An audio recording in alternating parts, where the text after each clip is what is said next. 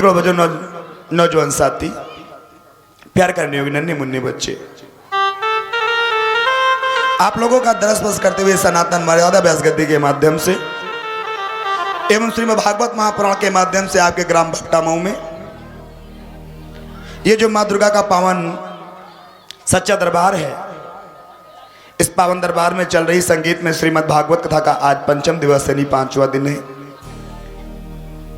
तीर्थ नेमी शरण में विराजमान 88,000 महात्मा, जिनके मध्य में बैठे हुए भगवान श्री सूर्य जी कथा को श्रवण करा रहे हैं, और हर गंगा किनारे बैठे हुए अमन्यु पुत्र परीक्षित व्यास मंच पर विराजमान श्री सुखदेव जी भगवान कथा को श्रवण करा रहे हैं।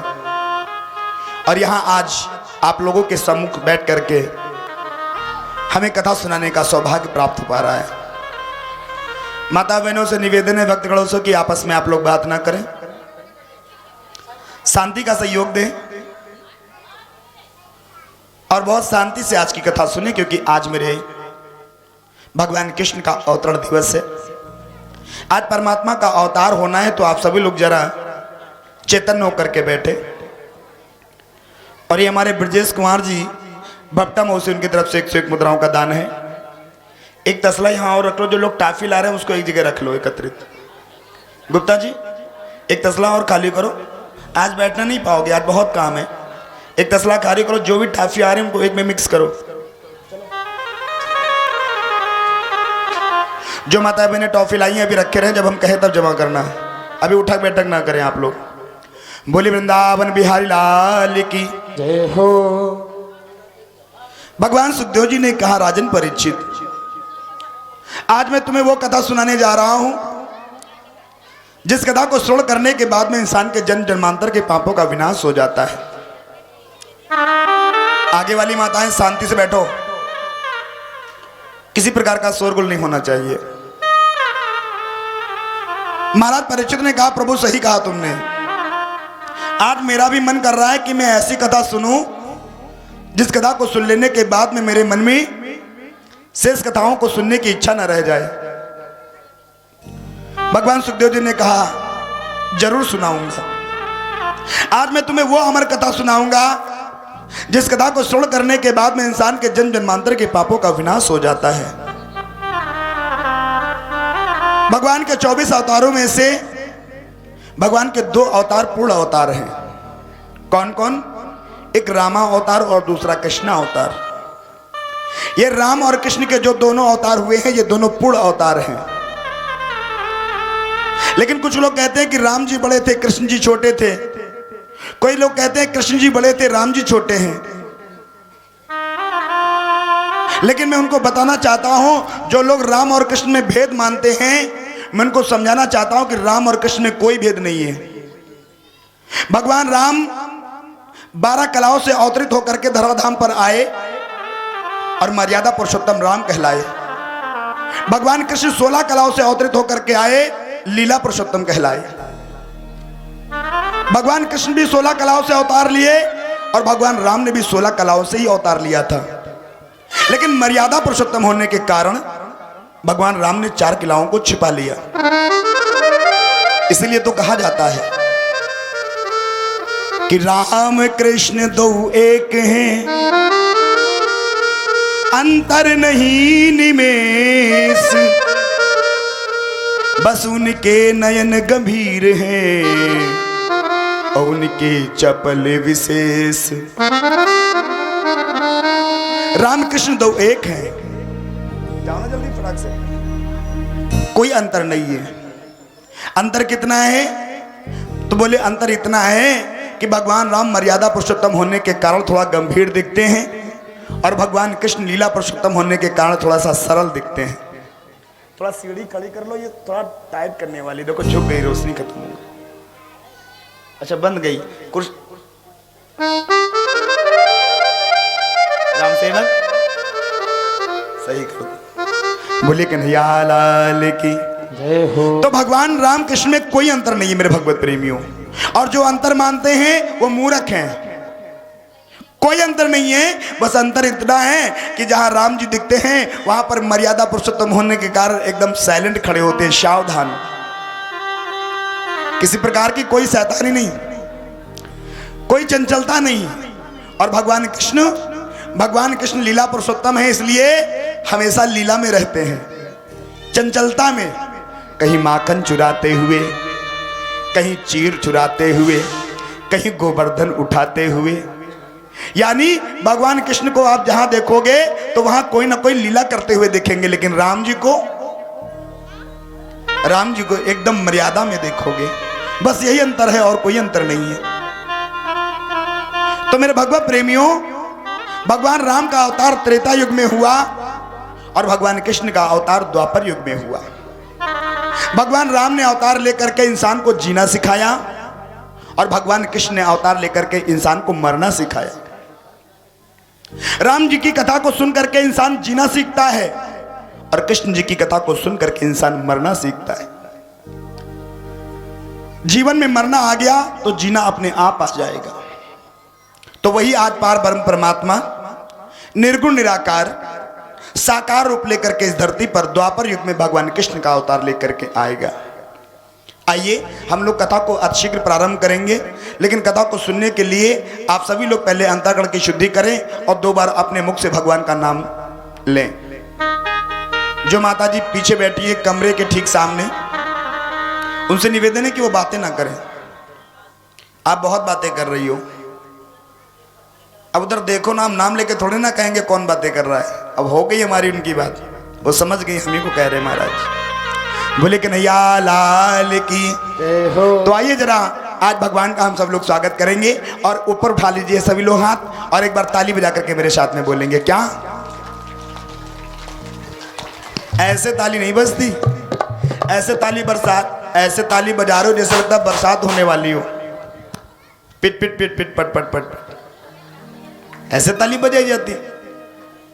ताली की एक ध्वनि सम होनी चाहिए। उठा लीजिए हाथ सभी लोग ईमानदारी से। जिसको भगवान ने हाथ दिया अगर वो नहीं उठाएगा उसको कसम है उसके बगल में बैठे हुए पड़ोसी की।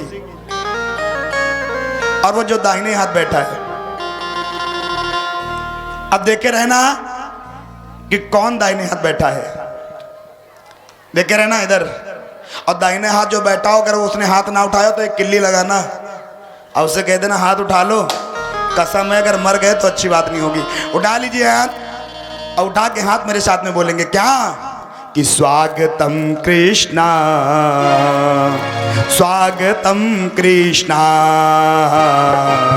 स्वागतम कृष्णा, स्वागतम कृष्णा, स्वागतम। सभी लोग बोलिए स्वागतम कृष्णा, स्वागतम कृष्णा, स्वागतम कृष्णा, स्वागतम कृष्णा, स्वागतम कृष्णा, स्वागतम कृष्णा, स्वागतम कृष्णा, स्वागतम कृष्णा। सभी लोग बोलिए मीठू तालियां से बोलिए राजा कृष्ण भगवान की हरि बोल।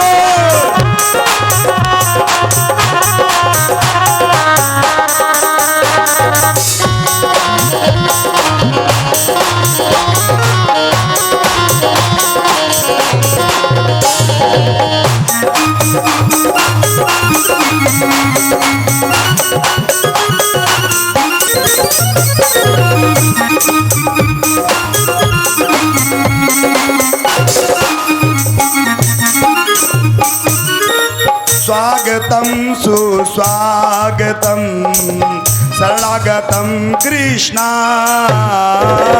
स्वागतम सुस्वागतम शरणागतम कृष्णा, स्वागतम सुस्वागतम शरणागतम कृष्णा, स्वागतम सुस्वागतम स्वागतम कृष्णा, स्वागतम कृष्णा, स्वागतम कृष्णा, स्वागतम कृष्णा, स्वागतम कृष्णा,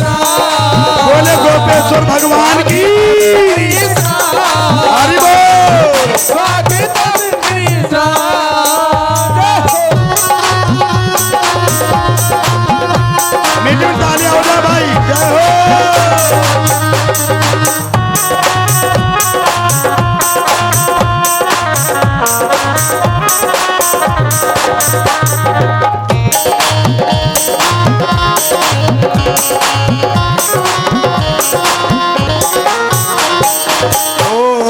गोपेश्वरम गोपालकम लीलाधरम कृष्णा।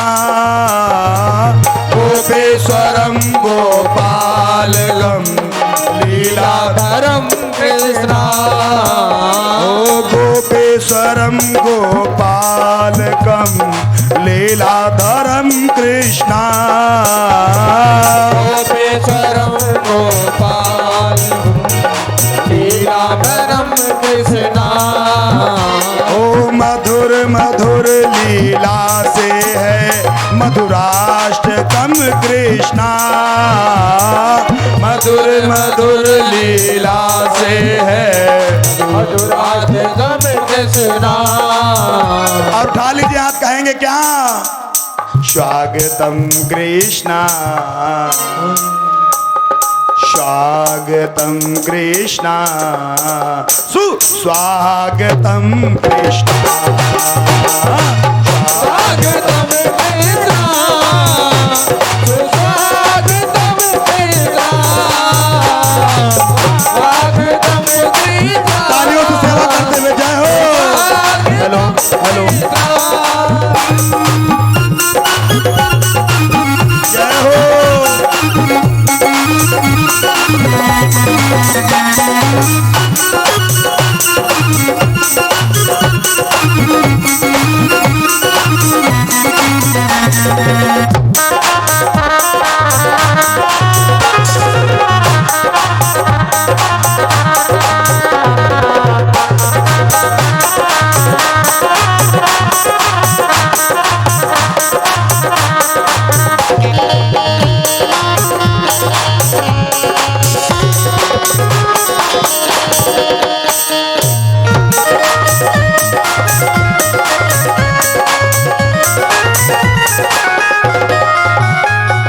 मधुराधरम गोवर्धनम राधेश्वरम कृष्णा।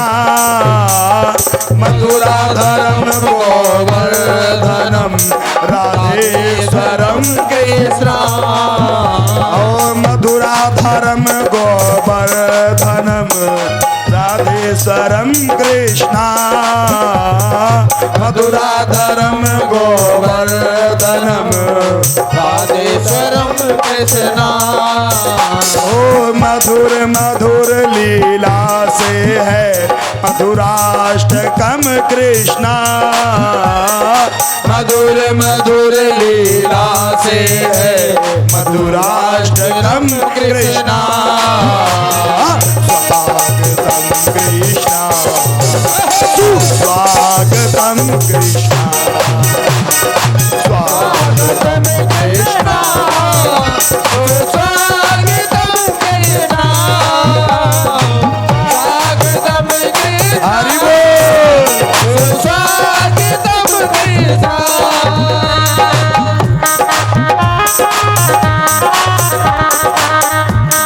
बोले भगवत्सल भगवान की।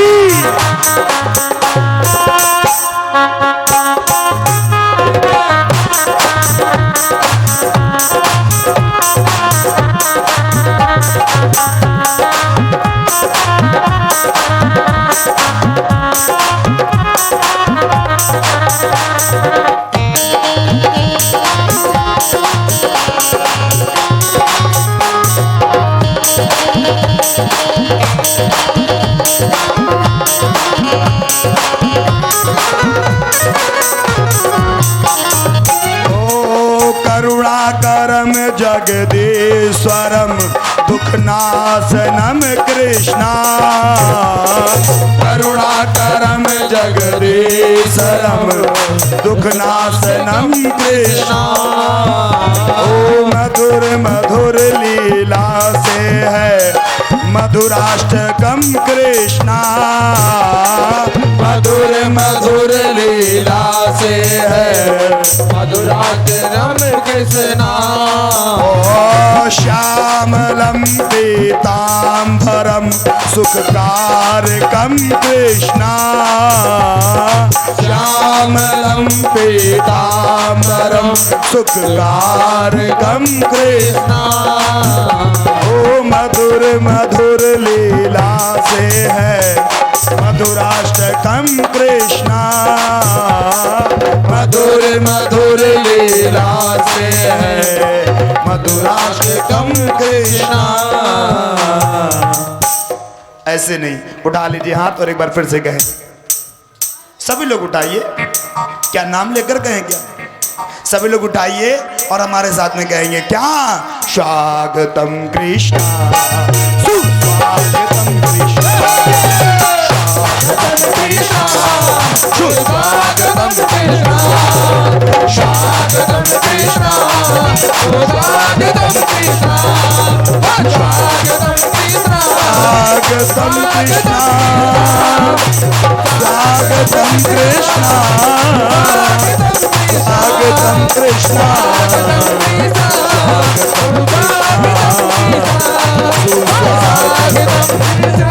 कृष्णा स्वागतम कृष्णा कृष्णा बोली राधा कृष्ण भगवान की जय हो। 1 2 3 तीनों बच्चों को हटाओ यहां से। 1 2 3 4 5 उन दोनों को हटाओ। ये रास्ता खाली कर दो। दीदी हो रही बीच में बैठो, मम्मी पास बैठो गोदी में। हाँ भाग के ना जाओ, जहां मम्मी बैठी की गोदी में बैठ जाओ। माताओं आप लोग कृपया बातें ना करो। आज आप लोगों से करवद निवेदन है मेरा, आप लोग बातें ना करो। चाचा जी एक बार मुझे कॉपी दे दीजिए, एक बार राउंड मार दें। और ये कुछ भक्त दान कर रहे हैं हमारे। ब्रजेश कुमार जी 51 मुद्राएं, दिलीप कुमार 101 मुद्राएं, छोटू यादव 51 मुद्राएं, रामनाथ 51 मुद्राएं, श्री राम 100 मुद्राएं। और ये गुप्त दान आया है बहन जी की तरफ से, बहुत बहुत धन्यवाद है। थोड़ा राइटिंग साफ लिखना, थोड़ा पढ़ाई लिखाई हमारी जीरो है ना, इसलिए।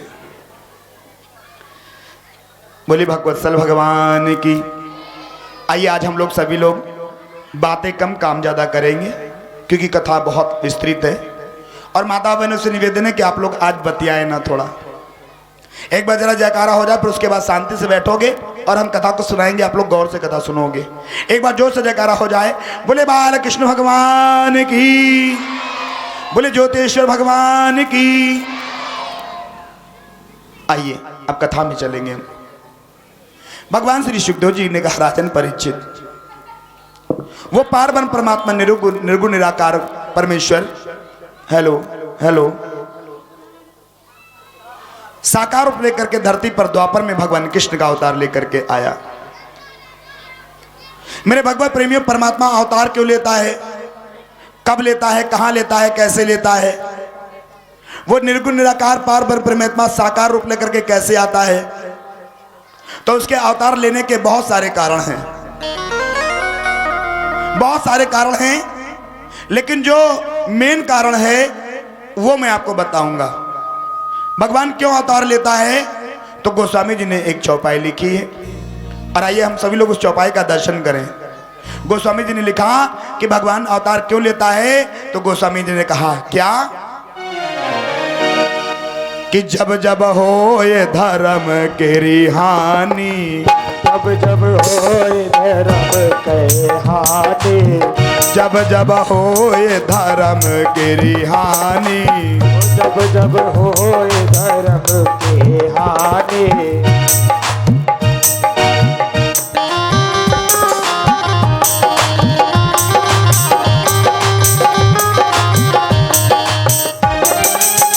जब जब होए धर्म केरी हानि, जब जब होए धर्म केरी हानि, बढ़े असुर अधम अभिमानी, बढ़े असुर अधम अभिमानी, बढ़े असुर अधम अभिमानी।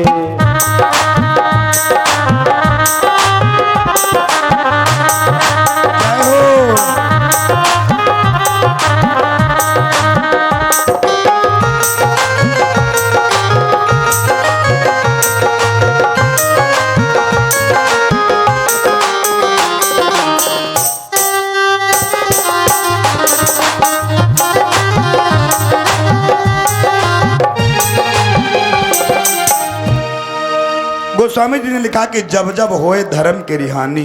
हेलो हेलो चिखलाऊ कुछ करो ना बेटा। श्री राधे गोविंद, अरे जय हो। गोस्वामी जी ने लिखा कि परमात्मा के अवतार लेने का जो मूल कारण है वो ये है कि जब जब इस धरती पर धर्म की हानि होती है, अधर्मी पापी दुराचारी अधिक हो जाते हैं, तब ये पृथ्वी अपना धैर्य छोड़ करके गाय का रूप बना लेती है और तब वो परमात्मा साकार रूप लेकर के धरती पर अवतार लेकर के आता है। तो परमात्मा जब अवतार लेकर के आता है तो करता क्या है? गोस्वामी जी ने लिखा कि तब तब प्रभु धरे विविध शरीरा,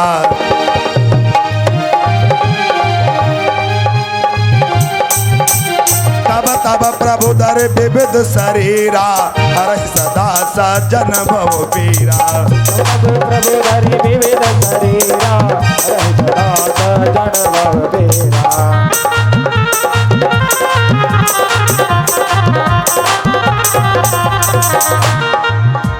गोस्वामी जी ने लिखा कि जब जब होए धर्म की रिहानी, बाढ़े असुर अधम अभिमानी, और तब तब प्रभु धरि विविध शरीरा।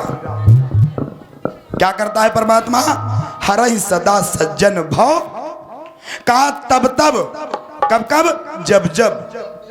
ऐसा नहीं परमात्मा एक बार आया फिर नहीं आएगा, बोले वो परमात्मा हमेशा आएगा। कब कब? जब धर्म की हानि होगी। तो आज द्वापर युग में धर्म की हानि होने लगी मेरे भगवत प्रेमियों। बताया जाता है इस धरती पर, इस भारत भूमि में एक बहुत सुंदर राजधानी है जिस राजधानी का नाम का मथुरापुरी। बोले मथुरापुरी धाम की। मथुरापुरी में एक बहुत ही धर्मात्मा राजा रहता था जिसका नाम था उग्रसेन। महाराज उग्रसेन जिसकी पत्नी पवन रेखा है। जैसा नाम वैसा गुण, नाम भी था पवन रेखा और गुण भी बहुत अच्छे उसके अंदर, और सुशील